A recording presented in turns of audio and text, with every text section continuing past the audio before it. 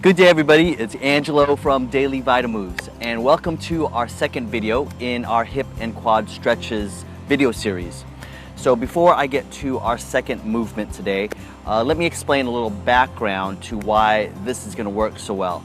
So you notice when you walk how your left arm and right leg come forward as your right arm and left leg swing backward. So our body is sort of wired to work in these cross crawl patterns, and if you can imagine a big X that crosses the front of our bodies and our back, these muscles and connective tissues that run along these lines sort of have been wired and work in conjunction, so then we can do things like walk or crawl.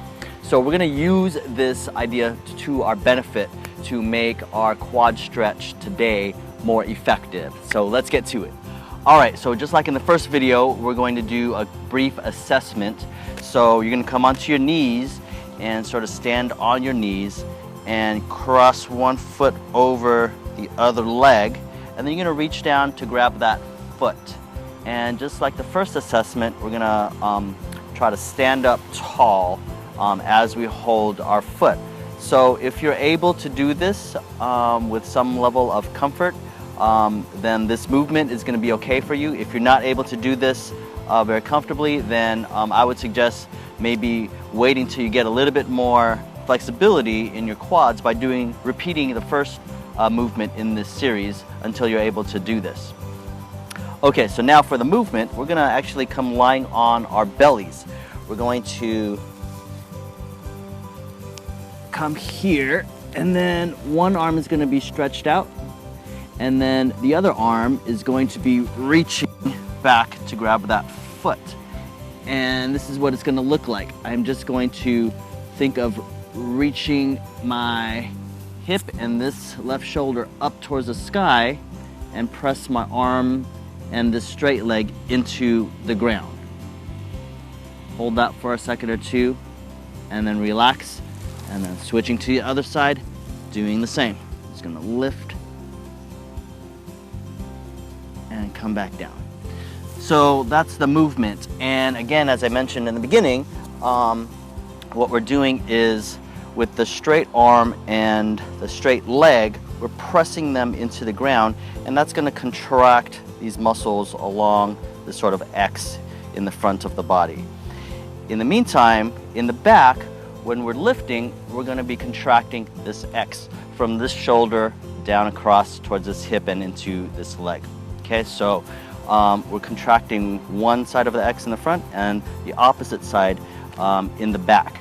And so this is going to help us get a little bit more contraction. So what you can do is just give this a test. So if you were to just to grab and don't even think about and just think of lifting, okay, that's all good and fine. But then if you add the pressure of this arm and this leg pressing to the ground, you'll notice you'll be able to get a bit more contraction in that line in the back and lift a little higher. Okay, so that's the reason we do that. So let's get into a little bit of the details of the movement. So I mentioned the straight arm and the straight leg that's on the ground. If you imagine yourself trying to do this movement while you're on your stomach here, trying to press your arm and this leg or foot towards each other, that's the movement that we want to do with that arm and leg. And then this shoulder and hip, we want to think of lifting them up away from the ground as much as we can. So it's not so much of trying to pull back here, we're just trying to lift our shoulder away from the ground, as if we're trying to bring the shoulder and hip towards each other like that. Okay, so let's try it again. So arms out forward, I'm going to reach back, grab this foot, I'm going to gently start to press this forearm and this foot into the ground. Notice how I'm going to straighten my knee. Okay, so that's going to contract the quads here, and then this sort of hip flexion we're trying to do it's going to contract the muscles along here going to the opposite shoulder.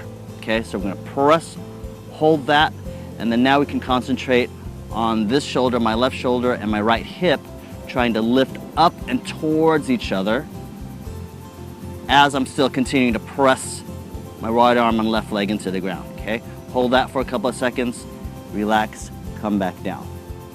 If this is causing a lot of stretch for you, go ahead and take a bigger rest.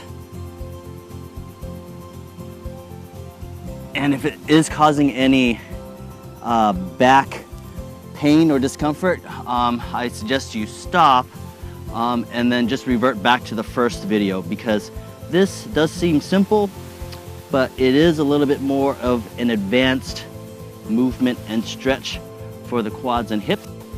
But this is all about upgrading the stretches for our hips and quads. Great, so there we go.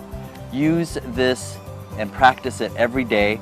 And this is a way to use the technology of the body to our advantage by addressing and opening up these lines of tension. Our next video, the third video in our series, is going to look simple as well, but it's also going to be challenging. So stay tuned and be ready for that. In the meantime, please share this video, and better yet, teach what you've learned in this video to your friends and family. And here's to making moves that nourish your life. We'll see you next week.